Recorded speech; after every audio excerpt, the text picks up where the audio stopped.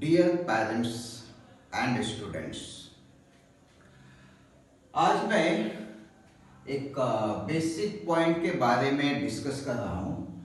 Zoom app security concern. जैसा कि पिछले इंफॉर्मेशन मैसेज में हमने कहा था कि लाइव क्लास लेने का हमारा प्लान है और उसके आधार पे सभी लोगों को जूम ऐप डाउनलोड करने को कहा था। न्यूज वगैरह में सर्कुलेट है कि जूम ऐप में कुछ सिक्योरिटी के प्रॉब्लम है और वो सिक्योरिटी का जो प्रॉब्लम है वो किस हद तक हमारे लिए नुकसानदेह है, हम लोग को उस बात पे फोकस करना है। न्यूज वगैरह में भी जैसे आज तक में एक इसके बारे में डिस्कशन था, न्यूज हमने देखा भी उसको और इधर उधर न्यूज पढ़ा भी उससे रिलेटेड। तो जहां तक हमने ऑब्जर्व किया है कि ये सिक्योरिटी कंसर्न जो है, जब हम लोग जूम ऐप के थ्रू जो भी इंफॉर्मेशन शेयर कर रहे हैं, जैसे मान लिया जाए मैं यहाँ पे पढ़ा रहा हूँ तो हमारा जो इंफॉर्मेशन है, मतलब जो कंटेंट है, जो चीजें हम पढ़ा रहे हैं, वो स्टूडेंट के पास डायरेक्ट पहुंच रहा है लाइव।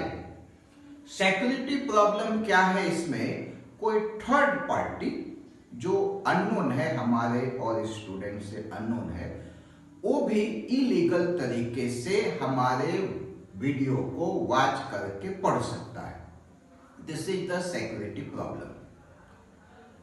ये प्रॉब्लम खास करके उन लोगों के लिए सबसे बड़ा इशू है जो बहुत बड़े कंपनीज वगैरह में कॉन्फिडेंशियल मीटिंग चलते हैं। यदि कॉन्फिडेंशियल मीटिंग हो, उसमें वाइटल इंफॉर्मेशंस लिए जाते हैं, वहां पे हैकर्स वगैरह क्या करते, उनके इंफॉर्मेशन को चुराने के लिए वो उस जूम ऐप को हैक करके जो भी बातचीत हुआ उसको सुन सकते हैं और उसके आधार पे कंपनी के जो फ्यूचर डिसीजन है उस पर इम्पैक्ट पड़ सकता है। हम लोगों के लिए इससे कोई प्रॉब्लम नहीं है। यदि मैं पढ़ा रहा हूँ, स्टूडेंट पढ़ रहा है और कोई थर्ड पर्सन यदि हमारा वीडियो वॉच कर ले तो हमें कोई परेशानी नहीं, स्टूडेंट को भी कोई परेशानी नहीं।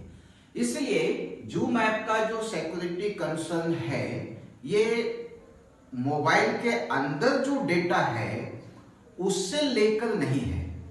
मोबाइल के अंदर कोई भी डेटा हो, कोई भी इंफॉर्मेशन हो, उसको हैक नहीं करता। वो सिर्फ जूम ऐप जो है, इसके थ्रू जो हम लोग बातचीत करते हैं उसको हैक करता है।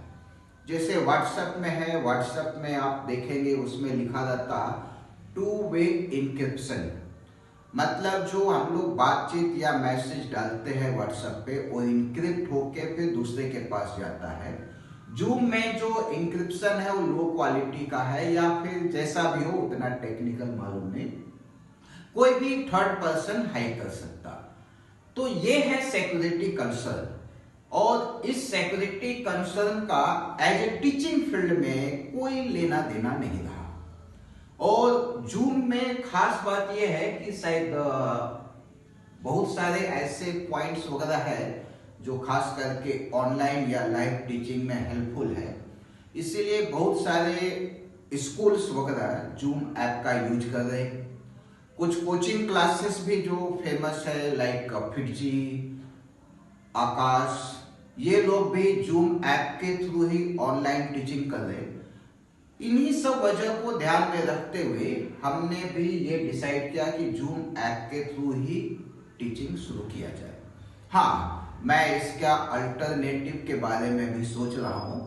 जैसे कुछ पेरेंट्स वगैरह ने गूगल मीट वगैरह के बारे में कहा था, उसका क्या वर्किंग फीचर्स है, किस तरह से काम करता, उसके बारे में सोच रहा हूँ। देख रहा हूँ क्या कंडीशंस है, क्योंकि उस कैसा काम करता, कैसा वर्क करता, कोई यूज कर रहा हो तो उससे ज्यादा आइडिया मिलेगा। गूगल मीट वगैरह में शायद लिमिटेशंस भी है, 15 से 25 स्टूडेंट्स वगैरह का लिमिटेशन भी है, कम स्टूडेंट का है। तो ये सब कुछ है, बाकी उसके बारे में देख रहा हूँ। उसमें यदि कुछ बेटर पोजीशन लगा तो हम लोग किसी दूसरे ऐप में भी मूव कर सकते, कोई बहुत बड़ी इशू नहीं है। लेकिन ये सिक्योरिटी कंसर्न हम लोगों के लिए वैसा कोई बहुत बड़ा इशू नहीं है। हाँ, हमारा कोई कॉन्फिडेंशियल मैसेज स्टूडेंट के पास जा रहा हो, वो कोई ले ले तो अलग बात है, वैसा कुछ है नहीं। इसलिए जूम ऐप को लेके वैसा हम लोगों को परेशान होने की जरूरत नहीं। परेशानी की बात यदि है तो कॉर्पोरेट वालों को, जिनका कॉन्फिडेंशियल मीटिंग वगैरह चलता रहता, उसी के आधार पर। तो जूम ऐप हमारा सभी पेरेंट्स से रिक्वेस्ट है कि आप अपने स्टूडेंट्स का मोबाइल में अपलोड करवा दें।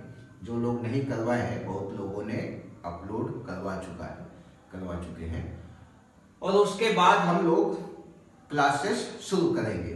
बहुत लोगों ने अपलोड कर लिया है, तो जल्द ही 1-2 दिन में ऐसा मान के चलो, उसके आधार पे टाइम और डेट वगैरह सब स्टूडेंट को बताया जाएगा। उसके आधार पे हम लोग लाइव क्लास स्टार्ट करेंगे और फिर देखते हैं लाइव क्लास में कितना मजा आता है। सभी स्टूडेंट अटेंड करें उसको, लाइव क्लासेस को, यही हमारा कहना है। धन्यवाद।